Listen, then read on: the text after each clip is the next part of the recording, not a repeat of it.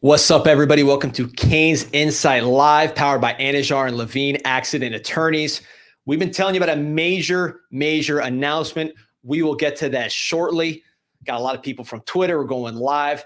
A lot to talk about, a lot of Cane stuff to talk about. But again, been excited to tell you about this. We've been sitting on it for a while, and we are going to get to this announcement. First, I want to tell you my friends at Anajar and Levine Accident Attorneys. If you or someone you care about has been injured in an accident, you could be entitled to significant compensation. Dial 1-800-747-FREE, 1-800-747-3733. Take back control of your life with Anajar and Levine. All right, Pete, jump in here. So we've been rolling with the two-man team, right, for a while. I had the two-man operation, me and Pete, the Canesinsight team. Kind of like, Scott Hall and Kevin Nash when they went to WCW for some of the wrestling fans. 1996, they were the outsiders tearing things apart. Bash at the Beach, Pete, you don't remember this because you were a little kid and you don't appreciate the sophisticated art of professional wrestling. But Bash at the Beach, 1996. How old were you, 3? 1996, I was 2. 2-year-old Pete sitting there. Everybody watching Bash at the Beach to find out who was the third man. They were talking about a third man debuting. Scott Hall, Kevin Nash, who was the third man? And I'm here to tell you, major announcement. You got Pete, me, and we're now introducing the third man of the Canesinsight team, an icon, a chart-topping musical artist, an award-winning producer, a Canes booster of the highest level, and a great friend, my man, Mike Ryan. Brother me sweetly. Ooh. Brother me sweetly. So happy to be joining this team. Put the hat on. So happy to be having an outlet. Oh, free from polarization. I love what you guys have built here. Honestly, we've gotten to know each other over the years. I've gotten to know you. I've gotten to know Pete. Huge fan, first and foremost, of what you guys have built over here. A little bit of resentment because you've talked me into some really crappy Canes teams before. Made me sound really stupid. Usually, and I look forward to your preseason pod this year. Hopefully, different results. But I love what you guys have done. And we're at a real inflection point right now with college athletics. And the collective, as you know, Canes Connection, we're really happy to have them aboard. This has given Miami a route back to being competitive. We see it. It's there on the horizon. Is it a mirage? I don't think so. This feels real. And it's a real exciting time for us as Canes fans, for us as content creators, for what it is that you guys have built here in these wonderful 1970s studios. I don't want to change anything. What I'm getting at is I don't want to change anything about Canesinsight other than the lighting. So we'll work on that momentarily. But look, everything that it is that you guys do, and now you're doing it daily, I'm a huge fan of. And I just want to supplement in my own way. I want to lay out. I'm a big fan of the D-Money pregame Friday hype pods. I'm a big fan of sometimes when shit goes sideways and D-Money has to be the realist in the room on Mondays. I hope to find my lane and really just make things fun, make things light, give a different perspective. I do have some bona fides when it comes to the University of Miami. Some of you may know that from some reporting chops. Certainly I am involved. I want to be part of the change that I sought, and I am a booster. And so that's another perspective that we have here now at Canesinsight. And there's a lot of misinformation out there when it comes to the University of Miami. And I hope my role has basically been cleaning that up and breaking down these misconceptions. So I hope to do that with this platform. I'm really excited to be joining this team. I think it's a great time to get in on the Canes content game and engage our audience. That has shown that it is, the metrics bear this out, D-Money, as you told me several times, this is among the most passionate fan bases in all of college football, which is a beautiful thing because this is a historical outlier for a program. There's so many things working against us. It's the media, it's the NCAA, it's other teams, it's other state schools. And now it kind of feels like Miami is right there. And we want to be a part of it. And I'm excited to be a part of the team and be a part of this. And you're part of what you're wearing on that hat right there. I talk about it being real, Canes Connection. First of all, the aesthetic of the hat. I mean, phenomenal. Beautiful hat. Thank you. Does it fit well? No, it fits like a glove. Sweet. Zach, shout out to the team. I mean, This really is a cool hat. Wear it often. And that's why it's real, because we've seen We've been able to have access to certain things and see things. It's a little different this year physically. You get what you pay for in a lot of respects, right? If you pay for Canes Connection, you get that great hat and you get the feeling that you are contributing to something. Like you mentioned, Miami is up against a lot, but we got each other. We got the Canes Insight community right here. And you guys click in the link, which is on the YouTube description. It's on the website. First month, $1. And now you're part of something. Maybe get the hat. You can join a lot of, people pushing the boat in the right direction. Like Mike, you got Hollywood actors, right? ESPN personalities. The impresario of Champy Seafood is in the chat as well, and a member of Canes Connections. I thought we would hold off a little bit before we invoke Champy. but Canes Connection and NIL really has given Hurricanes fans an opportunity to get off the sidelines and into the game. Have a hand, have a part, big or small, have a part in turning this thing around. That's what kind of spoke to me a couple of years ago when I got into giving to the athletic department. I'm on both ends. I'm on a couple. I hit a couple check marks, like media, cover this, try to be as fair as I possibly can, but I also wear my bias. I am a booster. I am a golden cane. I give to the athletic department, but also I am involved with NIL because I love that the student athletes can make the most of their name and image and likeness in this modern day and era. And it's really provided Miami a path. Miami is doing it very well. Miami has a lot of scrutiny nationally, has a huge spotlight on it. So it is imperative that Miami does this thing the right way. Knowing the team over there, I think they've done a great job so far. Now we need to see the team be good. Peter, you nervous? I'm not nervous, but you all right? What happened there? Of course, as D expected, we're getting plenty of comments here about the blank wall behind me. And is that some what you people were are trying speculating I'm AI, the Fan Levitard show. If you were used to this, you being associated with high-level production, with a national stage. Being associated with high-level production? I'm not that familiar with what it is I'm going to I hold do. this like this, right? Oh, no, can't do it. Shout out to Mark Chandler, who gave me that, who, by the way, Mark Chandler, this is a huge Cane supporter. He is a lawyer. He wanted to name his law firm the Pitbull Law Firm, and it went all the way to the Florida Supreme Court. They didn't allow him to name the law firm the Pitbull Law Firm. And then now Pitbull's buying a stadium where the whole world playing NCAA can see the Pitbull Stadium. So we've come a long way in our treatment of Pitbull as an animal and as brand. Yeah. But yeah, shout out to Mark for that. And you guys joining us for the first time who are Mike fans who aren't familiar with us, we'll class it up. You can't spell Ariz without the AI. Yeah, that's true. We got a ton of comments here. We should get to. We have one from Cane Life 80 saying, "What a waste of time." Yeah, I was a little worried about this because I come with people have their opinions about me. I do want to stress that when it comes to Canes, I think most people, both nationally, I am regarded nationally as being a Canes homer, and locally, whatever your opinions about me might be, and I understand like meeting me with any kind of skepticism. Really, I'd be skeptical too, because if you love Canes Insight, do we need someone else here? Especially someone that I might have preconceived notions about. I get all of that, but guys, my heart is in the right place. I love this program. I love what it is that Canes Insight does. I love what the collective is doing. I want to bring entertainment. I want to bring laughs. I want to bring some occasional insight, clear up some preconceived notions about the program, some misinformation. But all in all, it's just to give you guys the best product. And it doesn't mean that I'm above criticism, and doesn't mean that I'm above listening. Trust me, I know that YouTube comments can be mean. I work for the Dan Levitard show. I get all the scrutiny, but I am one of you. And I think if you've listened to what it is that I've done in my career, you know how much this means to me. I wouldn't be in this 1970s room with wood paneling and bad lighting if it didn't mean that much to me. Fake wood paneling. I wouldn't be here if it didn't mean the world to me. And hopefully you can see the sincerity in that. And hopefully we can deliver on putting what I think is already. Now, this is a dangerous proposition for me because I think you guys are the high watermark in the industry for covering the Miami Hurricanes. You guys are really plugged in. You're doing this daily. You're trying as you may with this weird 1970s filter to really be pioneers in this digital space when it comes to Canes coverage. This is not an easy job to settle into here. You guys are doing really good things and people are pretty happy with the product. This is a bit of a change for folks. I'm worried about that too. I don't want to be something that is viewed as a negative force and something that is polarizing. I want these people to be happy.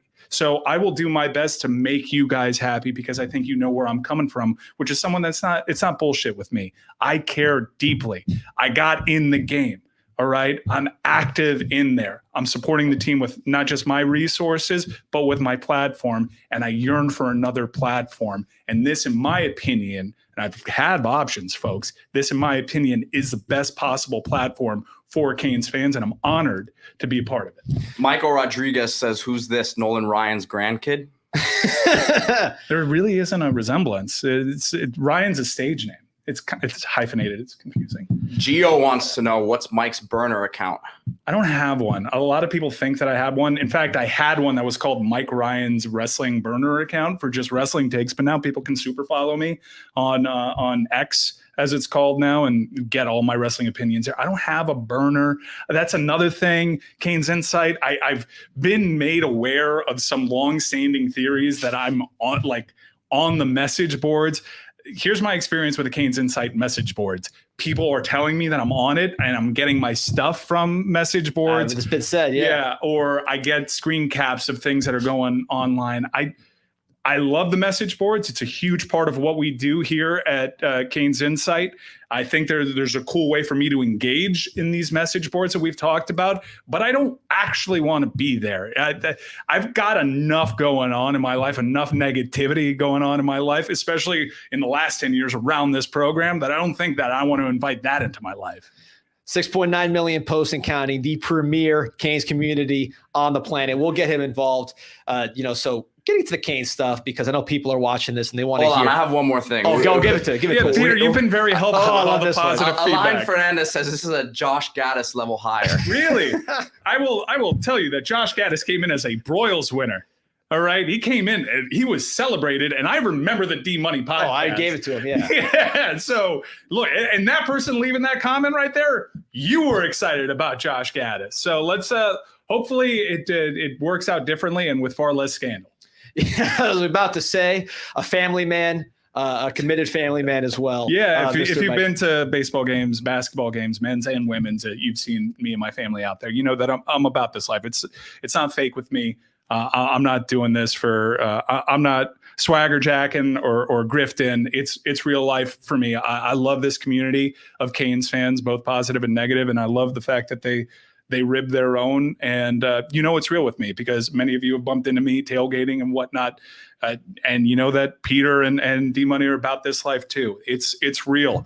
From kids that went to the Orange Bowl that got used to a certain standard to really, for the vast majority of, so many prime partying years just gone, wasted, doldrums.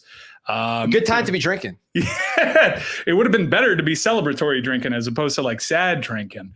But look, we're now, as we've mentioned, on the precipice of something that feels more real to us. And I'm going to shoot you straight.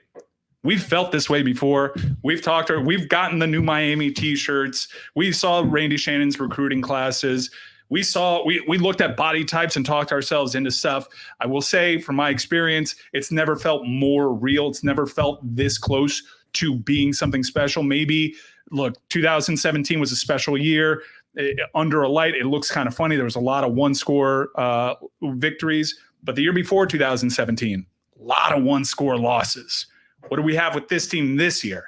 Not only do you have that going into a year, which is usually a pretty good indicator for success in the following year, but you got proven commodities, guys. You don't have questions about Damien Martinez. You don't have questions about Cam Ward. You don't have questions about what a lot of these players have done. You know what you're getting. So now it's about putting it together and getting the results. And it's why Florida, I think, this game coming up to start our season, it's one of the biggest games in program history. You can make a solid argument. I won't make it. Not yet, even though I've run this theory by some people. You can make the argument, even including championships, given where we are in the college football landscape and how badly Miami needs this to work. And with the NCAA stuff looming, who knows? this could be the most important game in program history. Listen, I left a very good job. My wife will throw me under a bus if the Canes lose against the Gators. So I'm all in, as you know. We need this to work. We put our money where our mouth is. We put our time where it needs to be. Like, everybody has stepped up to the table, and they've put themselves out there in ways that are sometimes not so comfortable. And we need this to work. And I'm confident in this process. I think we have the right man for the job. I think he has the right mentality when it comes to this. If we fail, it's not going to be because he doesn't care or he's in over his head. I don't think that with him. Like, we all agree with the direction when it comes to talent acquisition. He is every bit of the person that we thought he would be and more. Now it's about putting it together and getting results on the field, because you and I have been to plenty of road trips. And we've left plenty of road trips dejected. And I am not leaving Gainesville saying we'll get them next year. Not.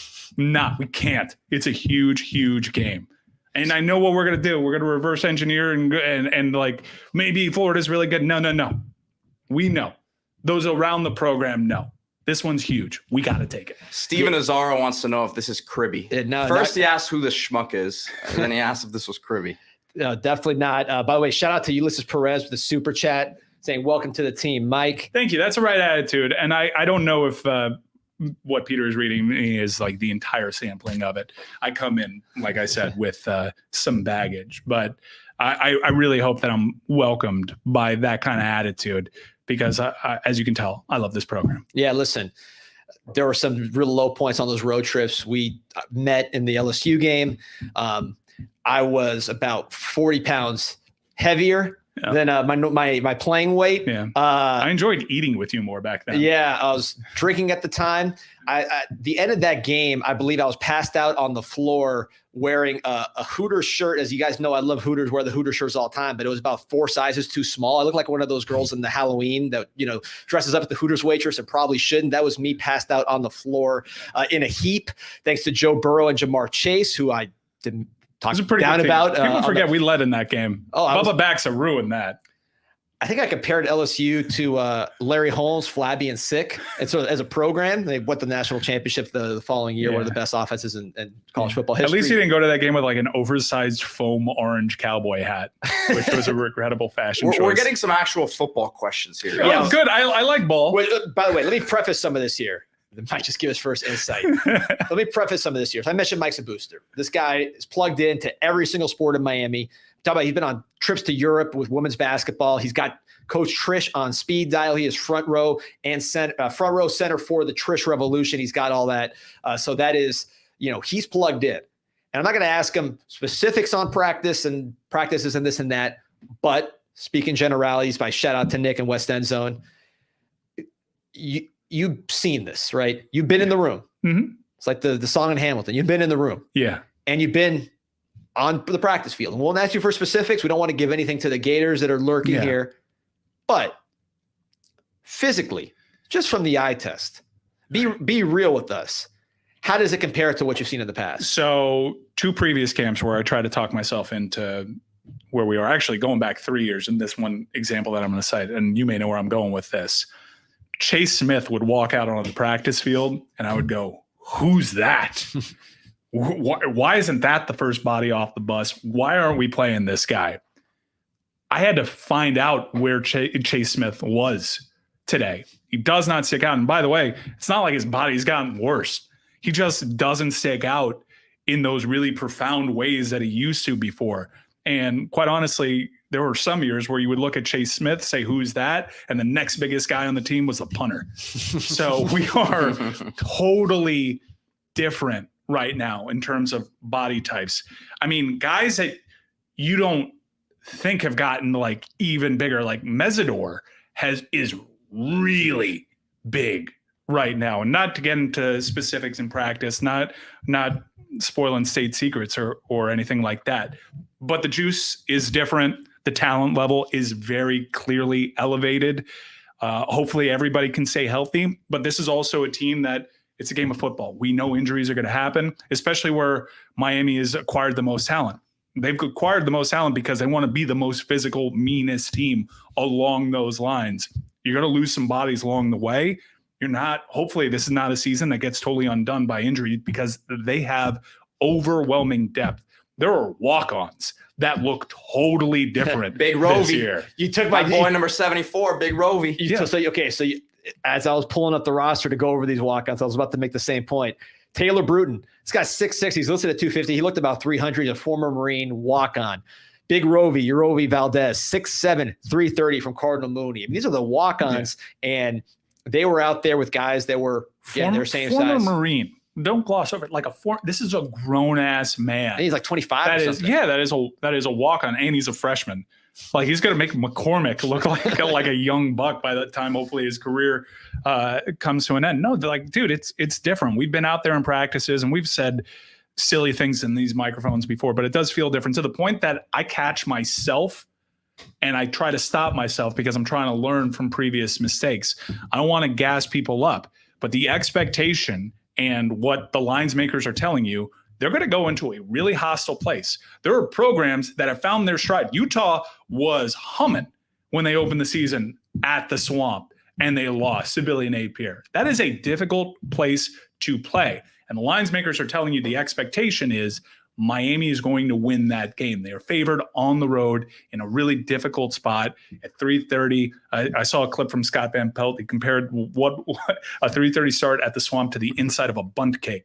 It's going to be a really difficult way to start your season. If they get that dub, you can see the juice that this team's going to be playing with.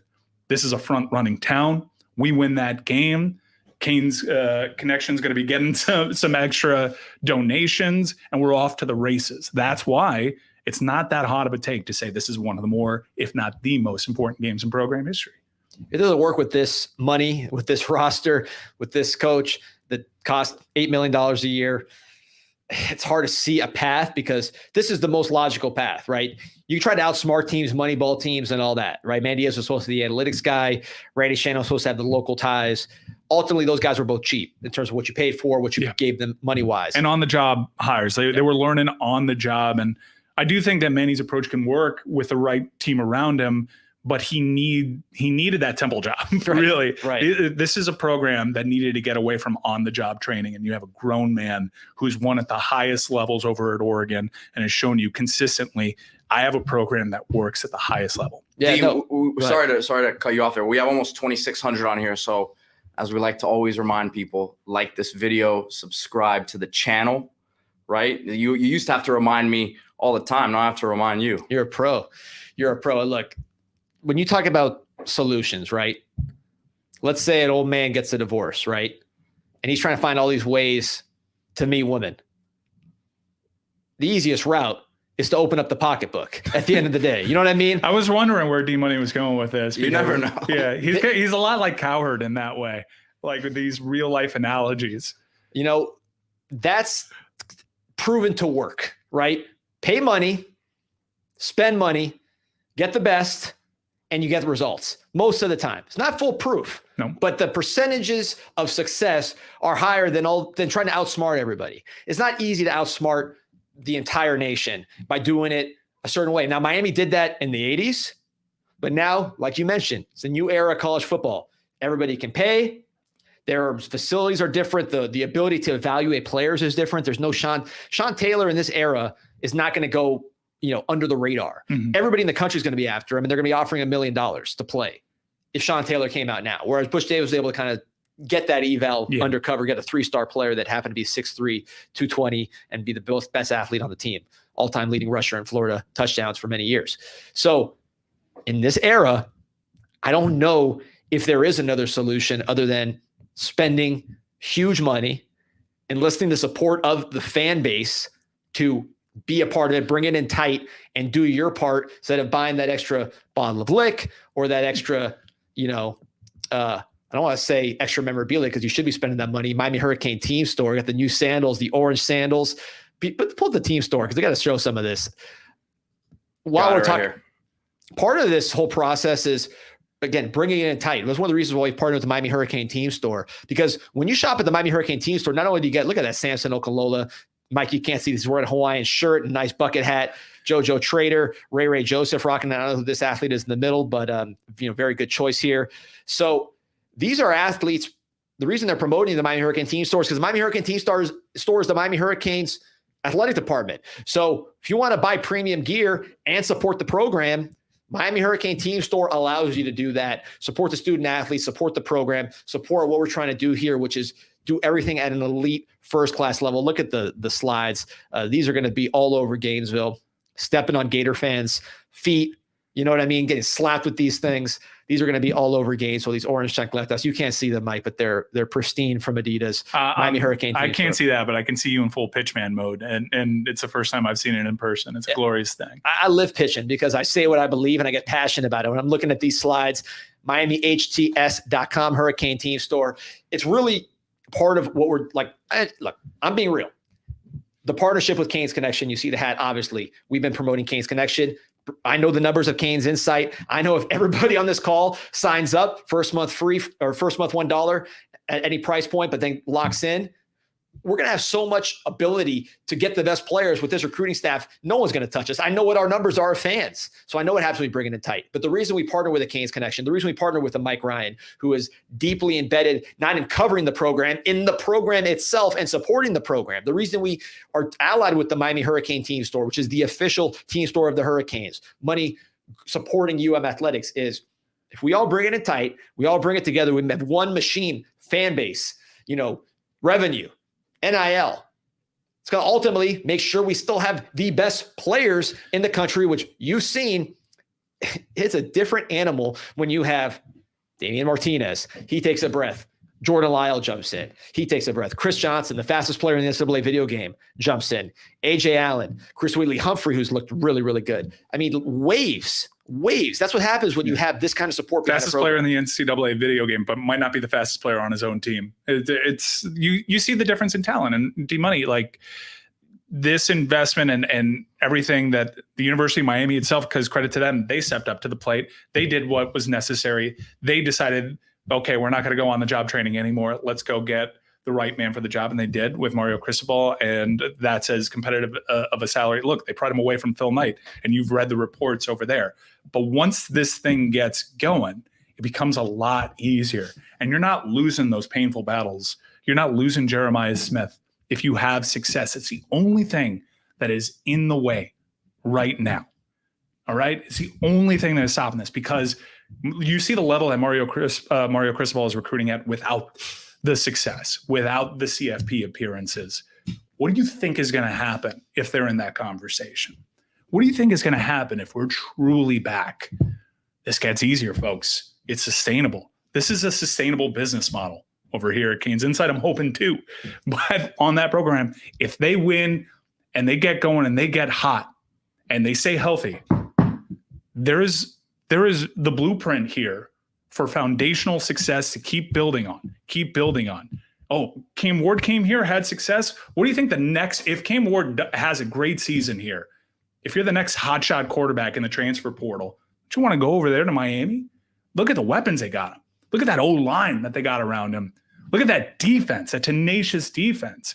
If I'm a player in the secondary and I see that front seven and I see these classes coming in, look at the talent that is on scout team over here at the University of Miami. You see the path. It's right there. Now they just got to go out there and do the damn thing.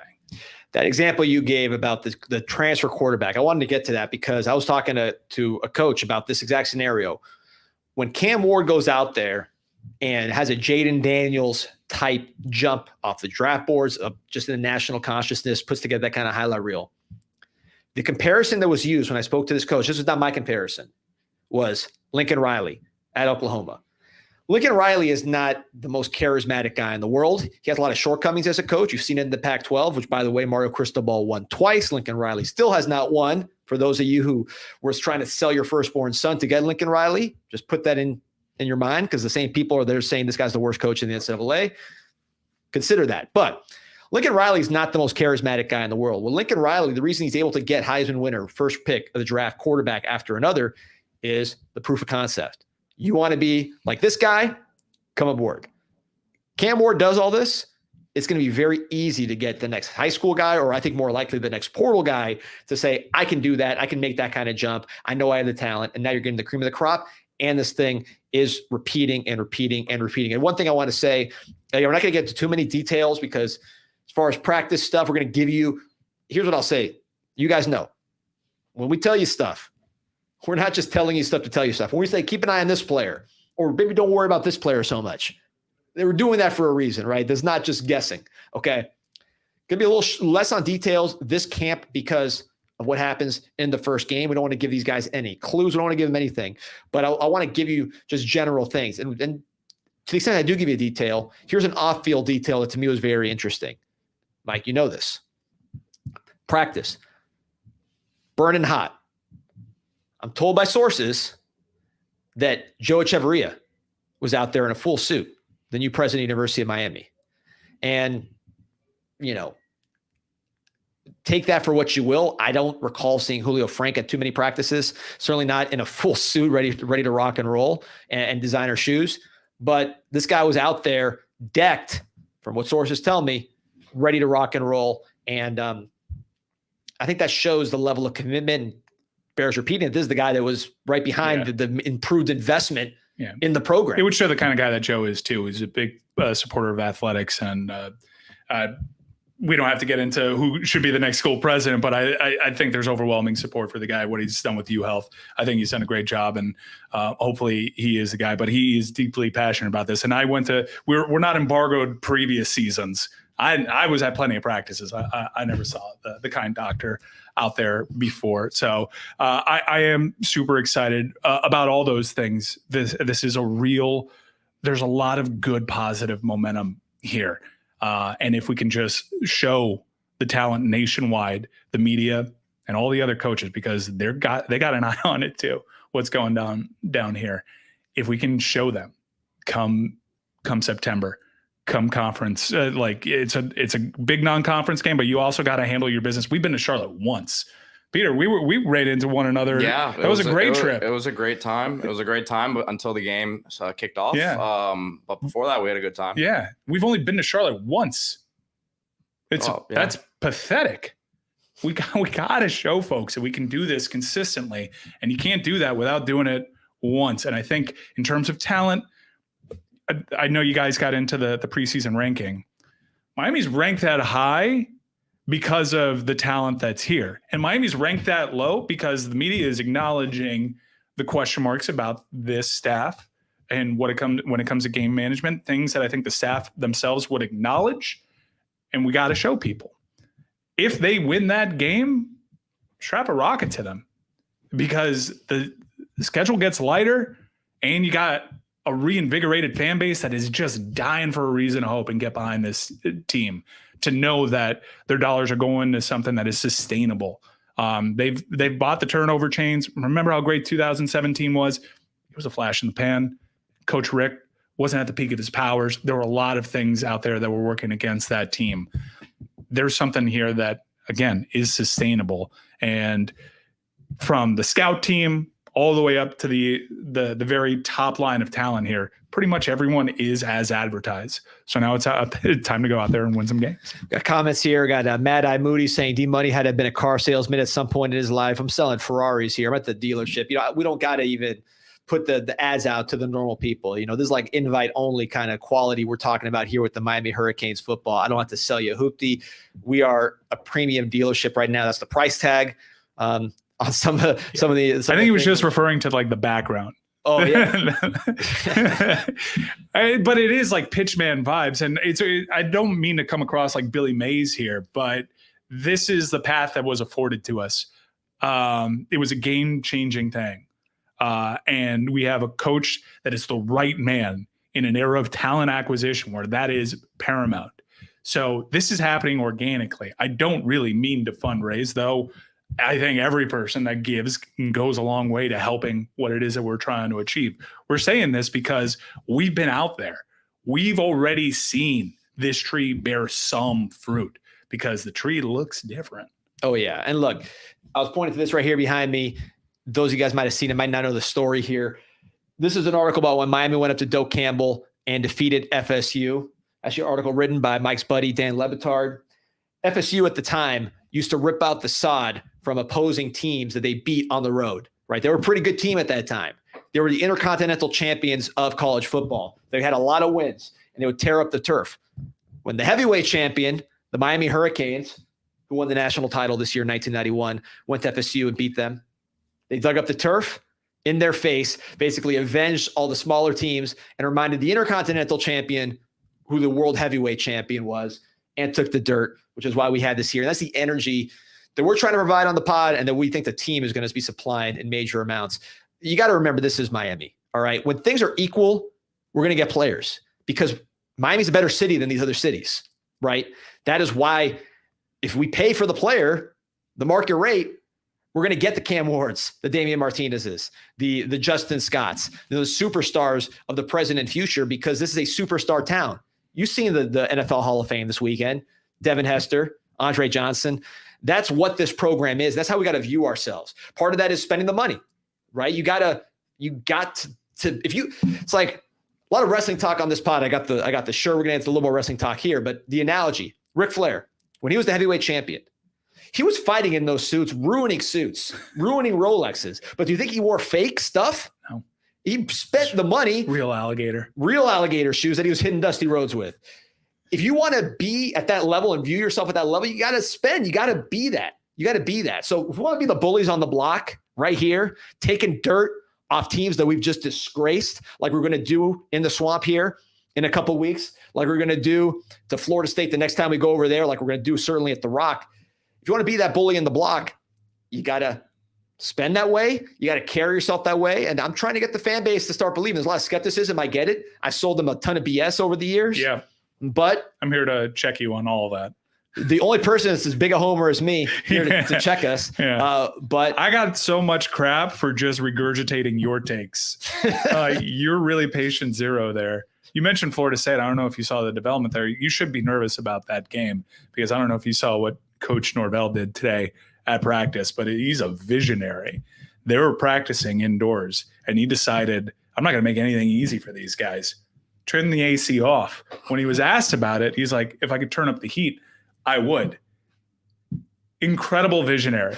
Not a visionary enough to know that he could just walk outside and practice outside, but that's the kind of leadership. That's beta energy, folks. We got an alpha over here. All right. It's time to stack these wins. We were close. We went in there with Emory Williams, and they were fear. I was in that barn. They were scared for their lives. You know why? Because they know what's coming. They know they're a house of cards, and they know that Miami is building something sustainable. It's time to show the world. No doubt about it. Canes Connection, be part of this. You could use the link in the description. You can go to canesconnection.com/CIS. Yeah. And as much as I love Canes Connection, and we got to get that link out there, no doubt. But Canes Insight is really my focus because Canes Insight is going to be trumpeting this cause, and Canes Insight is going to be giving you guys. We were there in 2017. I was there with my Florida Panthers, the Stanley Cup champion Florida Panthers. When your team is humming, when your team is good, you're consuming every bit. We're at that point in the season where you start getting excited, where you start talking yourself into irrational things, when you're wondering what Dean Money is going to make you believe with that preseason pod. We are right there, and we've seen it tail off because of disappointing conference losses, and you got sold a bit of goods there. When your team is good, you live and breathe that team. You can't get enough of it. And Canes Insight is one of those media outlets that feeds your insatiable appetite daily with pods, with videos, with clips, with this YouTube page. So when you're doing all that Canes Connection stuff, and I'm a big believer in all that, subscribe to these feeds too, because we're going to be in there. We're going to be in the trenches. We're going to be going in games. We're going to be giving you content that other people can't give you. There's a lot of great people in this space. It's highly competitive. There are a lot of great reporters here in the Miami that cover the Miami Hurricanes. I stacked D Money's knowledge up there with the best of them. He's got a flair for the dramatic, a literal Ric Flair for the dramatic. And now you add me to the equation. I'm plugged in, and I feel like I'm part of the solution too. And I think with our powers combined, we can give you guys really great content and really help springboard this program to the next level, a level that we inherently believe that we belong in. Maybe because we're jaded, because Lord knows I got a heavy dose of reality over the last couple of decades. but I want to believe that that is our destiny. And I'm so close to it. Mike, So Bradley close to it. Hughes is calling you level-headed. I don't know if you've ever been called that in your life. But Yeah, never, especially when it comes to Miami Canes. But I think compared to D-Money, that is an accurate comparison. And Peter, like, I just know you got to screw loose. Like, I'm level-headed compared to you. I have multiple screws loose. That's for sure. Well, listen, one thing about Canes Insight that I think allows this whole thing to happen is we're not a corporation, right? We're not part of a corporation. I mean, Canes Insight is an independent deal, which is why I can just call you and get this thing done. We don't have to answer to anybody. We don't have to worry about other sites in a network or making FSU or UF mad. I will gladly spread misinformation about FSU and UF to sabotage them. Yeah. 100%. Whatever that need to get done, any rumors that need to happen, I am happy. If you guys have any good rumors about Florida State or Florida, canesinsight.com, free site, sign up, 6.9 million posts and counting, spread those rumors. Anything I say about FSU or UF, understand is with the purpose of hurting them. Yes. We're not here to play even, right? We are by the fans, for the fans. We're the only free website even close to our size. We are the biggest website because we are free. We're the people. You know, that's why you have 6.9 million posts, because everybody can participate. And when I ask you for money, I'm asking you for money being spent towards the Canes, towards getting these players with the ability to smash teams, man. That's what we're doing. And bringing Mike aboard, again, someone that's plugged in. Let's bring this thing in tight. Let's keep it local. Let's keep it towards the program. And let's be jerks, man. You know, this what's about. It's about hurting these other programs who lack our history, that lack our flair, that lack our tradition, that really are hard to define. I mean, if you said, what's Florida State? When I think of Florida State, I mean, again, I use the Intercontinental Champion analogy a lot.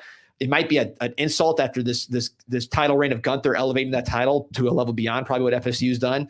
But like, what are they known for distinct? I mean, the Gators, like, aside from, various, crimes against society, like, what are they known for that is distinct besides being the second and third best teams in the state historically? Well, you've worn your bias on your sleeve right now, and you want to take shots. I know that seems like it's misinformation, but that Mike Norvell indoor practice facility AC story is real. He could have gone outside. It didn't dawn on him. But I think, look, I'm not a hater here, but I think my agenda is pretty clear. Florida State's legacy is always tied to Miami. It is their failings. When people think of Florida State, they think of wide right. They think of wide right too. They think of wide left. We are synonymous with their brand. All right. So they think of us because we're the barometer in the state. And it's time. They've done a great job. Credit to them. Great job. The Norvell hires really worked out. They are top dog. They beat us last year. They are who we need to knock off the top of the mountain. We need to get to Charlotte. Well, hold on. They're not who we need to. They're who we need to knock off a foothill. Yeah. They're above us right now. Yeah. They beat us last year. But on top of that, we're talking about Georgia, Ohio State. Yeah. That's the top of the mountain. Yes. We're not talking about Florida State. Florida State, I think, has reached their ceiling, which is a good, solid ceiling. You get some transfer portal guys, you get some second-rate recruits, and you put together a fun ball club. It starts at home, D. You know that. Take care of ourselves, then we'll worry about the top of the mountain, which does not include Florida State. Certainly does not include Florida, who's had a losing record the past 4 years. But you got to to get to the top, you got to get past those steps. So we will be with you on Canes Insight through that journey. And again, like and subscribe to this podcast. Appreciate everybody's support. I want to switch it up a little bit here. We've been talking a lot about the Canes, and we're going to talk a lot more. We're going to be getting into just some content stuff. Mike, as we talked about this, we've been brainstorming. Expect on these Wednesday shows with Mike and throughout the calendar, big time interviews, major personalities of the Canes. We're going to be doing live stuff at Florida. We'll be at California as well. We'll be on the road. I believe it's USF too. USF, yeah. I'm going to be out there with the Golden Canes at the Louisville trip. So, and depending on how good this season goes, Georgia Tech. That's a dicey one on the schedule because I know what the banter is going to be headed our way for that one. That's good though. That's what you need. So we're going to take the show on the road. A lot of new content coming to Canes Insight from this partnership. So again, stay tuned. And we talk a lot of Canes. I have a lot of takes that I kind of keep in the group chat. I wanted to bring them out a little bit with my man Mike. As you can tell, we're buddies off the chat, off the screen, on the chats. I'm friends with Peter too. Yeah, Peter's more elusive with his stuff. He doesn't. So Peter says he doesn't follow movies. He doesn't follow really anything. There was a movie culture. question here, and I didn't understand either reference. I have to find it. Is it a Dante's Peak one? That's a classic. No, it was something about hold on, let me pull it up here. Steven Azara says better movie, Jaws or Return of the King, and this was for the question for the new guy. For the new guy, Jaws, because you hear that score anytime you step into the water. Yeah. I mean, think of Psycho and Jaws, really mind-bending for the horror genre. If you step into the water, you think of Jaws. If you step into a shower, you think of Psycho. I don't know what scenario you would think of Return of the King. I'm not a big Lord of the Rings guy. Jaws all day. Yeah, Return of the King, I think, is going to be the name of the podcast that I release after Miami beats FSU by about 21 points. We can call that Return of the King once that takes place. I agree with you on Jaws. It's too long, the Return of the King. I felt like it ended, then there was like a whole hour after that it was supposed to end. Like, whatever happened to the 2-hour movie? They made a Pirates of the Caribbean movie. The thing was like 4 hours long for a 20-minute ride. I'm a big cinephile, like the whole fantasy genre, like Dungeons and Dragons and magic and wizards and all that. Yeah, it doesn't really do anything for me. Doesn't. I'm sorry. I know there's a lot of big House of Dragons fans or whatever. Like I just don't really mess with that. I don't get it. You got to put incest in that picture to spice it up, which is what Game of Thrones did. But you remove the incest, it's a lot of fluff. I'm not so much. Everybody need name tags. Like I didn't know anybody's name on that. It was I'm sorry, I'm not a GOT guy. They're all Cuban. These people from Valeria, the Anettis, Daenerys. Yeah, but like after like the Soviet influence. Right. Exactly. So Yasiel. Let's get some music stuff talk in here because we got some bunch of music fans. I always put my music takes in the preseason pod. I got a nice little trifecta of songs that we're going to be delivering here on the preseason pod. But wanted to kind of give you guys. Mike's a big music guy. He's a top of the charts, #1 on iTunes. Yes, we knocked off Encanto. However briefly, like we got to say we knocked off Encanto. We were our #1 selling album on iTunes. The Lin-Manuel Miranda. Says more about their algorithm than us. But the Cuban Lin-Manuel, you were doing a lot there. Football themed music. But you're a music guy. You're a DJ. Mm-hmm. Give me your song of the week. So we're going to be starting a playlist here because people ask me about my preseason song playlist. We're going to add a little playlist here, Apple Music, Spotify, so people can just jam on some Canes Insight selections here away from the football field, driving back from the Gator game after the big win. What do you got here for the song of the week? So I know your sonic profile. I'm a huge fan. I'm often Shazamming what it is that you end pods with. So I wanted to impress you. And usually your songs have deeper meanings and really strong lyrical content. I didn't really want to do that because today, for me, it's a really joyous day to be able, because we've talked about this for some time, to be able to work with the Canes Insight team. It's good vibes right now. To the start of the season, there's no losses on the schedule right now. Everyone's healthy. Everyone looks good. So I wanted to bring the vibes, which is why I went with Donald Byrd's Love Has Come Around to try to impress you. I was hoping that you had heard the song before. Oh, you got the fact me. that you didn't actually gave me like a whole new appreciation for it because I didn't think it was possible to stump Team Money. But this is a song about vibes. And yes, the love has come around, and right now it's just all good feels. Don't look to this song for, like I said, nuanced lyrical content. This is a song that hip-hop can sample today. Donald Byrd was an amazing jazz musician, a jazz genre called bop, and this is indeed a bop. This is a song that sounds contemporary. It could be released today. You listen to it for the first time. I was jamming. Yeah, and if I told you that song came out last year, you'd believe it. It's a timeless song. Great track. Yeah, jazz, that's a weak spot for me because I'm not sophisticated like that. You know what I mean? I'm not surrounded, by these celebrities and these thought leaders like yourself, so I don't have that kind of sophisticated palette. I'm in a dark room with Peter Ariz. But this was a jam. We were jamming on this one. I wanted to give something, Memphis is my thing, just whether it's Elvis, whether it's the soul. So I wanted to get a real feel for that Memphis sound. I went with Ann Peebles' Run, Run, Run off her album, I Can't Stand the Rain. You guys probably heard that song because it was sampled by Missy Elliott in the 90s, I Can't Stand the Rain. Both artists that get sampled we went with. Oh yeah, big time. This this studio that she was at, High Records in Memphis, to me is the peak of the Memphis sound. Al Green, you guys have heard Al Green, just that smooth house band has been sampled more than anybody. I'm a big Wu-Tang guy. I know you like Wu-Tang as well. They're huge on sampling this particular studio and this house band.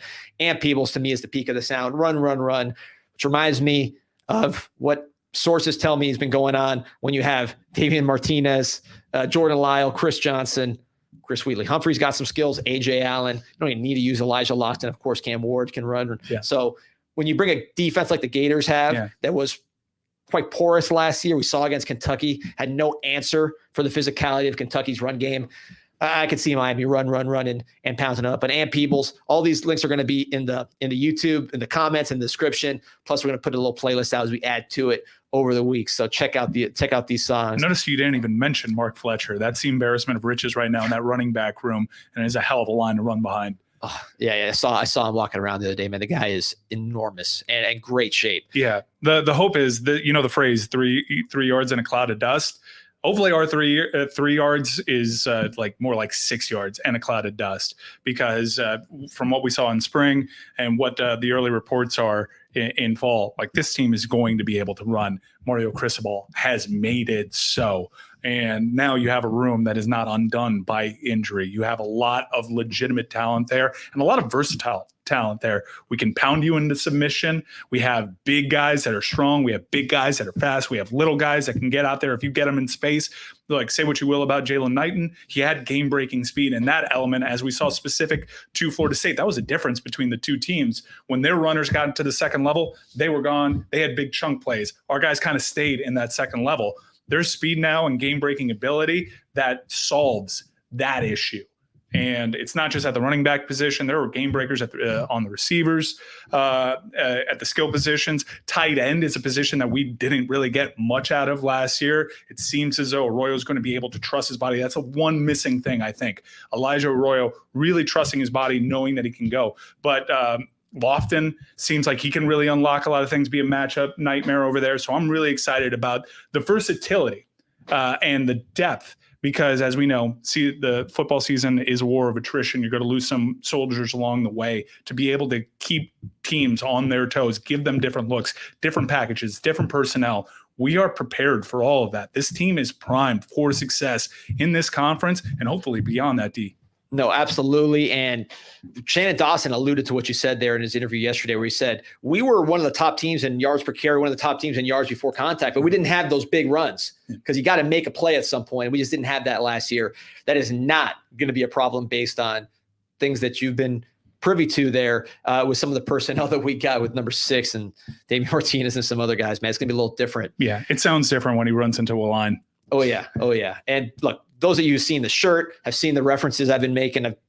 Those who paid attention to this podcast over the last 2 years. Huge wrestling fan. Mike is as well. We both talk old wrestling because we're children of the 90s, grew up in those 80s blockbuster tapes like I know a lot of people did in these comments and listen to the podcast. Also into the new product as well. I got kids. That is my contribution to their arts education. We're not big into the Broadway or into the French cinema. I like to educate them with, the culture of our time, as you've seen in the political scene. It's just, this is where we're trying to teach these kids what America is about. So I'm a huge wrestling fan, and I think, the program's kind of heading in that direction because Mario Cristobal, I've heard him in action. This guy can rattle off the name of the entire Championship Wrestling of Florida roster in about a minute. I've heard him do it. He can tell you Gordon Soley through Dusty Rose, Kevin Sullivan, all the way down Bobo Brazil. He's got that on lock. And I think he brings that mentality to the program. Yeah. And it probably stops there because he's got no time for anything else other than talent acquisition and football. So while I appreciate his history, I go back because my dad grew up down here, drove the wrestlers around. So I know all about the old school, the territory days. And I stuck with it through the Attitude Era, went away for like maybe 4 years and then came back to it. And now we're in this real renaissance period. So I think you can tell so many great stories. You can tell basically every story through this choreographed sport. So I love professional wrestling, and there's a lot of fond memories. And Peter and I bond over our shared love for professional wrestling all the time. Ain't that right, Pete? Yeah. Peter's learning because Peter's learning because he pulled up the right comment here as a producer from Cali Kane 818. Acknowledge your tribal chief, UF and FS Poo, levels above. That's what this is. That's what this is. That's what this is going to be. Levels above. So we do it. And just imagine when I get some stuff behind me. Yeah, exactly. We got some stuff right there on the floor. We'll get it. But wanted to show love to some of the great wrestlers past and present here. And Mike, I asked you to pick a wrestler for this week, and you went with a familiar wrestler to WWF fans, to maybe fans of Montreal wrestling. But the era you picked was an interesting one. Yeah, so I'm going with WCW Rick Martel. A forgotten part of his career. Most people know him as Rick the Model Martel. Great gimmick. The arrogance. Yeah, the smell is in the air. Great gimmick when he had his WWF days. But in WCW, people don't really realize what he did to the mid-card. He himself helped make Booker T a solo draw with his rivalry for really elevating the WCW World Television title. A best-of-7 series against Booker T really showed the world that Booker T could be a single star. Really great stuff. Even though he didn't have the physical capabilities that he had in his WWF days, he had famously got hurt in a triple threat match, had to rework the finish, but he had great matches with Perry Saturn, great matches with Booker T. And I have a long-standing theory that if you do not have Rick the Model Martel, you do not have Bad Bunny as the biggest recording artist on the planet. Why? Bad Bunny, Booker T. Huge song. Yeah, I mean, transcendent song. Did he have other bangers before that? Yes. Did he have other bangers after that? Sure. But there is a line in the sand. There is before Booker T and there is after Booker T. Is there a Booker T without Rick Martel? Think about that. Think about that. Because I don't think so. I don't think so. Not for one bit. WCW Rick Martel. Gone but not forgotten. You're like remember that movie where they only played 80s Joel? the doo-wop Billy Joel. Just doo-wop Billy Joel. We only played WCW Martel matches here. But yeah, love it. He's a phenomenal worker. He had the whole package, really. I think the English might have, he really spoke perfect English. Yeah, but they made it work for the kid. They didn't like French people at the time. Yeah. He's Canadian, but They ran the gamut. They had like great tag team with Tito Santana, Strike Force. I mean, the guy was a pro's pro, and he made people look really good in the ring. Oh yeah, total worker and Booker T. Yeah, and you got kind of remind me of him a little bit with the hairstyle. Listen, that's like especially like WCW Rick Martel. You kind of got that lid going. He's blushing, Mike. Oh my goodness, I can't tell because of the tan. Or the lighting. Rick Martel and other wrestlers taught a very important lesson. I tell my wife all the time. She's like, put on one of people wear shirts now at the beach, like those long shirts when they go in the water. Yeah. But if you listen to Martel and some of the greats of that era, they say an hour in the sun and the tanning is 5 hours in the gym. So, pay attention, guys. Don't wear those long shirts. The tan will cover up the fat. Yeah. I'm pretty sure he went to the gym, though. Those ratios were pretty good on him. But, so we talk about the old. A lot of people are Labs fans, and we got some new fans, obviously, with all the Usos and Roman Reigns references. Yeah. I'm a big Cody guy, as you know. Oh, yeah. Our Cuban brother, for sure. But it's funny. I mean, kind of give some, I really have no relationship with Cristobal. I know we're mutual people, obviously, but did you tell him that Dusty Rhodes has a kid and he's Cuban? The only conversation I've ever had with Coach Cristobal, it was like a separated, it was not like a big setting. It was a small group, and he was going off on Florida Championship Wrestling, Cody Rhodes, all that. And I mentioned that the champion now is Cody Rhodes, and the guy looked like, he was so interested in that part of the conversation. I couldn't believe it. Because if it's not football or like recruits. Did you tell him that he was Cuban? Gone. Oh, yeah. Oh, my gosh. He was locked in. Dusty Rhodes has a Cuban son. Can you imagine? I probably hit like crack. We posted this on the website. Josh Pate did a long sit down with him, with Cristobal. This is true. You can look this up. It's on the website. Yeah. Josh Pate spending a lot of time in the sun, apparently, because, dude, did you see those arms? Oh, yeah. He's been working. Dude, they're like thighs. He was talking. He's got like Jamal Anderson's thighs on his arm. He's working because you know what? The arms are important because you got to do this when you do this. Yeah, he does that a lot. And I think he's doing it on purpose. Yeah. I may or may not do that sometimes. But Pate sat down with Cristobal, and Pate asked him, like, are you like locked out of current events because you're so tied into recruiting and everything you're doing? Like, do you have any concept of what's going on? Now, there's at the time, there's wars going on, political upheaval. There's all kinds of crap going on in the world, right? And Cristobal's like, I come home late. My wife gives me a quick update, but other than that, I don't really hear anything unless, someone texts me that like a famous wrestler died. So his only exposure to the outside world is like when a Scott Hall, rest in peace, passes away. That's going to crack Cristobal's isolation chamber of football. But other than that, the man is locked in. But I want to shout out a current wrestler who Monday night, the music hit, and I've been watching a long time as of you. I have not heard this kind of pop since probably the Attitude Era. This was an Attitude Era type of pop, just in terms of the instantaneous music, the people jumping up in the air. Talking about an Austin pop. It was an Austin, not quite Austin saving Foley pop. That's the stratosphere. Yeah. But your normal Austin coming to save everybody pop, to me, Rhea Ripley, when she came in and took care of business with Liv Morgan and Rey Mysterio, Dom Mysterio, Rey Mysterio's son, on the show on Monday. For those of you who do not follow today's product, think about a China character, but a lot hotter, and a dominatrix as well, who wrestles kind of like Triple H, very good in the ring. That's Rhea Ripley, probably the hottest star in the industry right now. And she was already kind of a face, but now full baby face turn with the events of this past weekend, being betrayed by her Latin lover, Dominic Mysterio, left it for former Hooters girl, Liv Morgan. Classic tale. Yeah, a lot of parallels to the China Eddie Guerrero story too. That's right. Down to the mommy nickname. Nothing is new under the sun. No. And just like, but it's okay because Dom identifies Eddie as his dad anyway. That's right. They got to get custody of Dom match. They put him up in the ladder like they did. They should run that back. But just like that storyline returned, nothing is ever new. The Canes dominating college football. It's only a matter of time before we play that old hit. And college football has to acknowledge their tribal chief, and that is the Miami Hurricanes. Mike, this has been a momentous occasion. You will be here Wednesday. We're going to be doing all kinds of different content. This is just like an intro. Yeah, Peter, how many people are disappointed with the announcement? Because, major announcement. We have 4,405. That's pretty good, right? Probably more than half of those people, I'd say. Yeah, but that's good, though. Like, that's a solid number, right? Yeah. So, like, love me, hate me, understand that we're all here sharing the same common goal. That's elevate your experience as someone that craves Hurricanes content. If it's you need somebody to hate, I'll be that guy. I'm whatever Gotham needs me to be.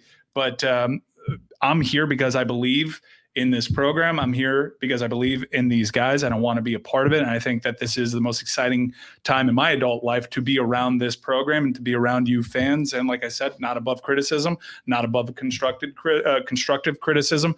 Dealt with it my entire 20-year career so Destructive far. Criticism as well. Yeah, some of that. Yeah, especially around this program, there's been plenty of that. And I've been a contributing factor there. I like to think that when it comes to this program, I've shot you straight most of my career. And when it comes to the Miami Hurricanes, speaking to this audience and this audience only, that's my true self. That's my true passion. That is what I love the most. And hopefully that comes out over these microphones in the coming months and years, hopefully, that we're doing this together. I could not be more excited. For the haters, I love you too.